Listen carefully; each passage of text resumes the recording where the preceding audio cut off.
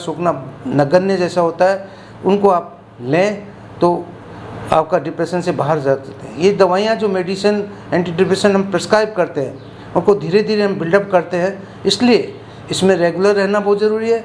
आप बराबर लेना ज़रूरी है। पहले हफ्ते में हम देते हैं, फिर 1 हफ्ते के बाद उसको बढ़ाते हैं, फिर 2 हफ्ते के बाद बढ़ाते हैं और ऑप्टिमम डोज में ले जाते हैं। ऑप्टिमम डोज में यदि डिप्रेशन 6 वीक से ज़्यादा लेने के बाद भी यदि आपका डिप्रेशन ठीक नहीं होता तो दूसरी एंटी डिप्रेशन इसमें मिलाते हैं और इसको ठीक करने की कोशिश करते हैं। यदि फिर भी नहीं ठीक होता तो हम उसको रेजिस्टेंस डिप्रेशन का नाम दे सकते हैं और दवाइयाँ हम चेंज कर सकते हैं। इसके साथ ही बहुत ज़रूरी है कि आप बार बार दवाइयों को बंद नहीं करें, बार बार दवाइयों को गैप नहीं दें, जिससे कि आपका शरीर के अंदर जो लेवल है इसका एंटी डिप्रेशन का वो बराबर मेंटेन रहे और आप बीमारी से दोबारा ग्रस्त नहीं हो, रिलैप्स नहीं हो, रिग्रेस नहीं हो। दवाई कुछ लंबे समय तक खाने पड़ती है, उससे घबराने की ज़रूरत नहीं होती। ये भी बीमारी ठीक उसी प्रकार होती है जैसे आपकी डायबिटीज़ की बीमारी होती है, उसी प्रकार होती है।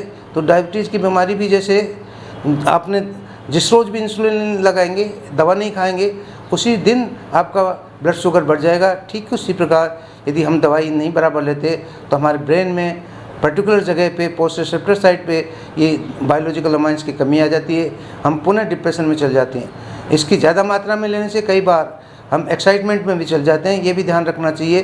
तो प्रॉपर डोजेज जो दी जाए उसी के अंदर इसको लिया जाए। तो ये उसके अलावा फिर भी दवाइयों से यदि डिप्रेशन ठीक नहीं होता, आपका रेजिस्टेंट डिप्रेशन है, तो हम इलेक्ट्रिक ट्रीटमेंट भी इसके लिए करते हैं। आज सबसे ज़्यादा रिकमेंडेशन इलेक्ट्रिक ट्रीटमेंट और मैग्नेटिक थेरेपी है, वो दोनों इसके लिए दी जाती है।